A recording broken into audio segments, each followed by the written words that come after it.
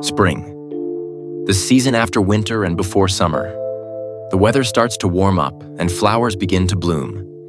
Trees get new leaves and animals come out of hibernation. Key features: blossoming flowers, warmer weather, and longer days. Summer, the warmest season of the year.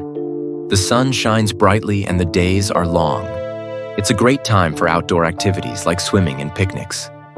Key features: hot weather, school vacation, and lots of sunshine. Autumn, fall, the season after summer and before winter. The weather starts to cool down, and leaves on trees change color and fall off. It's a time for harvesting fruits and vegetables. Key features: colorful leaves, cooler temperatures, and harvest festivals. Winter, the coldest season of the year. It often snows, and the days are shorter. People wear warm clothes, and some animals hibernate. Key features: snow, cold weather, and cozy indoor activities. Magical kiddos, laugh and learn with extra fun. Please do like, share, and subscribe for more videos. Thank you.